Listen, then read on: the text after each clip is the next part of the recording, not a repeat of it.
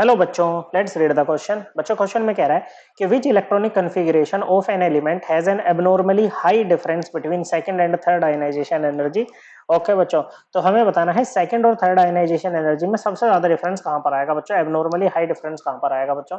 Ionization energy क्या होती है बच्चों? It is the amount of energy required to remove an electron from valence shell of isolated gaseous atom और ion in its ground state. Okay बच्चों, तो जैसे M है बच्चों, ओके बच्चों, गैसियस है, यहां से जब आप एक इलेक्ट्रॉन निकालोगे, इसको Mg प्लस बनाओगे बच्चों, तो इसमें जो एनर्जी लगती है ना बच्चों, इसको बोलते हैं फर्स्ट आयनाइजेशन एनर्जी, जब पहला इलेक्ट्रॉन आपने निकाला बच्चों। ओके, जब हम इसमें से दूसरा इलेक्ट्रॉन निकालेंगे बच्चों, ओके बच्चों, तो इसको बना देंगे हम M2 प्लस। ओके बच्चों, प्लस 2 इलेक्ट्रॉन, इसको बोलेंगे, यहाँ पर जो एनर्जी रिक्वायर्ड होगी होगी second ionization energy of M. Okay बच्चों, एम गैसियस की ये क्या होगी, सेकंड आयनाइजेशन एनर्जी होगी, वहीं एम प्लस की ये फर्स्ट हो जाएगी बच्चों। और जब तीसरा तीसरा इलेक्ट्रॉन निकाल के इसको हम 3 प्लस बनाएंगे ना बच्चों, क्या बनाएंगे बच्चों, 3 प्लस बनाएंगे, यहाँ पर एक ही इलेक्ट्रॉन आएगा बच्चों, दो नहीं आएंगे। तो इसमें जो एनर्जी रिलीज होगी ना, सॉरी एनर्जी रिक्वायर्ड होगी, उसको हम बोलेंगे third ionization energy of M gas. ये सेकंड आयनाइजेशन एनर्जी होगी एम प्लस गैस की, और M2 प्लस गैस की अब फर्स्ट आयनाइजेशन एनर्जी होगी। लेकिन हमें यहाँ पर जैसे सेकंड और थर्ड की बात कर रहे हैं, तो एम के रेस्पेक्ट में ही देखना है बच्चों।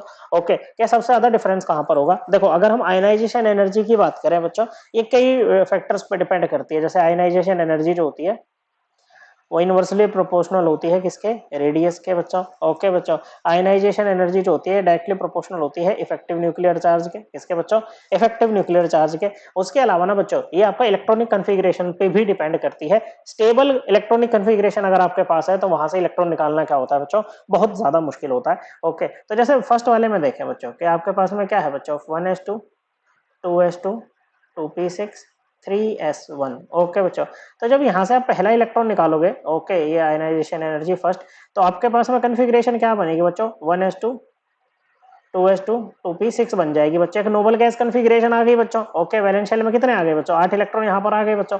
अब यहाँ से इलेक्ट्रॉन निकालना काफी मुश्किल होगा बच्चों, क्या होगा बच्चों, यहाँ से अब इलेक्ट्रॉन निकालना काफी मुश्किल होगा।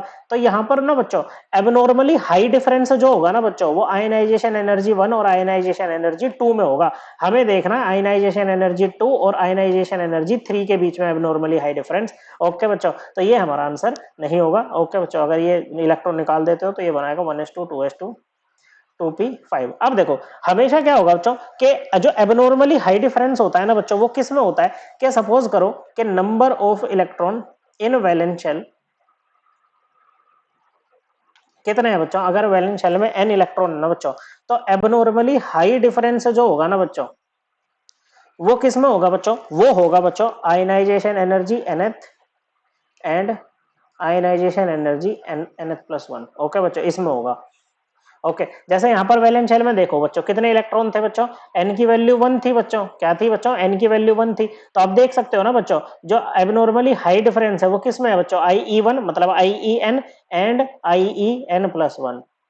ओके बच्चों, IE2 में। ओके बच्चों, बिल्कुल वही बात है, क्योंकि जो n प्लस 1 वाली है ना बच्चों, उसमें क्या करना पड़ रहा है आपको, एक नोबल गैस कन्फिग्रेशन से इलेक्ट्रॉन को निकालना पड़ रहा है। जैसे बच्चों दूसरे वाले में देखो बच्चों, दूसरा क्या है, 1s2 2s2 2p6 3s2 3p1। यहाँ पर n की वैल्यू क्या है बच्चों, 3 है।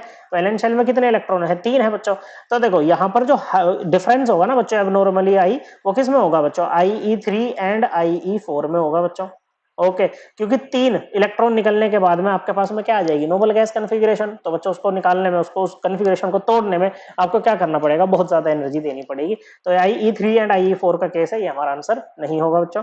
नेक्स्ट की अगर हम बात करें तीसरे नंबर की, तो ये है आपके पास में 1s2 2s2 2p6 3s2 3p2 है बच्चों। ओके, n की वैल्यू क्या है बच्चों, n की वैल्यू यहाँ पर 4 है।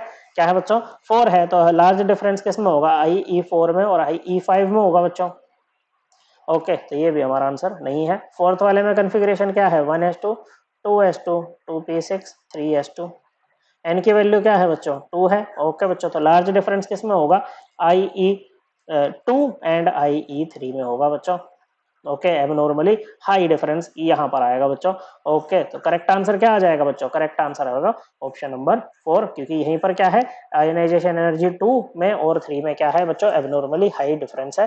Correct answer is option 4। I hope आपको ये एकदम क्लियर हो गया होगा। थैंक यू बच्चों।